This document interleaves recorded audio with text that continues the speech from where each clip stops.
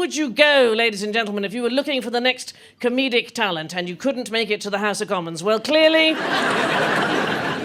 Radio 3 is the untapped source. He is a delight, I have to say. If nothing else, I have made a great friend in my mentee. What is that, a mentee? It sounds like a small creature off the Florida waters. Would you please give it up for the really, really delightful, I know you're going to love him, Tom Service.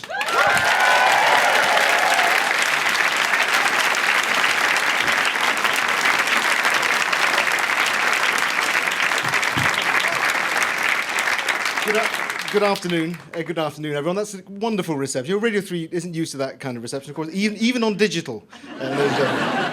Tom Service.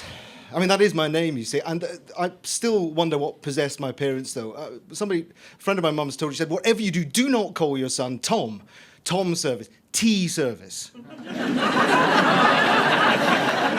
That was just the start of it. And still it's worse for my brother, who's called Attier. Thank you very much.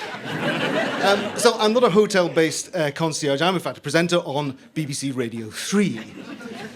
You see, I knew it wouldn't get love. Instead, I sensed a slight frisson going through the audience, the mention of that hallowed phrase, Radio 3.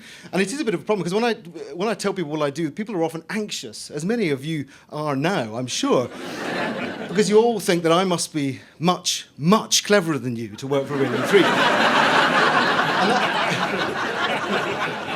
And that's a problem because, well, mostly because I am. And you see, it's never. It's a bit of a problem when you want to do stand-up, though, because I've got a lot of jokes in here. It's just that most of them haven't had a laugh since the Baroque period. One for the classical music lovers there. It's always a problem growing up as a classical music geek, as I'm sure most of you here today know. But it's a particular problem when you grew up in Glasgow, especially the rough part of Glasgow, as you can tell, that I was from. It's a very nice suit, this, you know. The thing is that I really didn't fit in at school. You may find that extraordinary to hear. But I could, though, by the time I was 8, sing the whole of Mozart's opera, The Marriage of Figaro, off by heart. Thank you. Which I often did, in fact, with some kid holding my head down in a bucket of McEwen's export. Gurgling through the McEwens wasn't exactly what Wolfgang Amadeus originally wrote, but it added to it, it really did. The thing is, I think that the problem that my school friends had with me in classical music, I'd like to think it was mostly with classical music, it was possibly with me, quite honestly, is that they thought that classical music was somehow effete in some way. But nothing, of course, could be further from the truth. As I would tell them from my jasmine-scented bath, my silk dressing gown, listening to Wagner, while being pomaded with Arabian perfumery. Because what 8-year-old doesn't want to sing? Non piandrai farfalloni amoroso. We all know it, don't we? Notte giorno, ritorno, gira. You don't know it, do you? You don't know that tune. The depths I have to stoop to. Thing is, I knew all I had to do was follow Mozart's own towering example, and I'd be fine.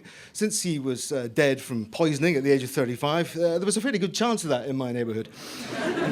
At last, though, I moved to London, and I knew I had to find somewhere where I'd fit in, where my intellect, my brilliance, my wit, my sartorial elegance, and my knowledge and love of all things classical and cerebral would be fully appreciated. So I moved to Brixton. I didn't know London very well at that time. But I did know it was the right place for me, though, the day I arrived. Because I drove down the street with my top off. Actually, not my top off, the top of the car. Obviously, it was a smart car I was driving. Naturally, a smart car, cabriolet, very fancy. Blaring Chopin out the speakers. A pair of chihuahuas in the back. Respect was due.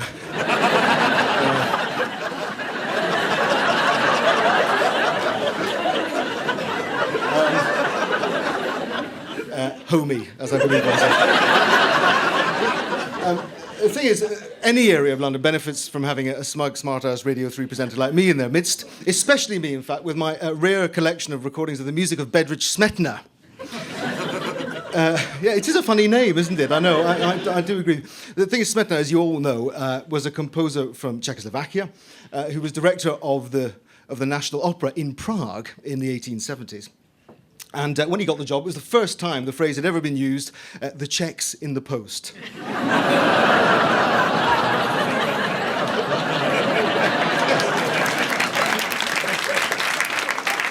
Thank you very much, ladies and gentlemen. I've been Tom. So you see how clever I am? Just exuding cleverness from the Comedy Store. Ladies and gentlemen, I've been Tom Service. It's been Tom Service, and it's been your privilege to have me here, hasn't it? Thank you very much indeed.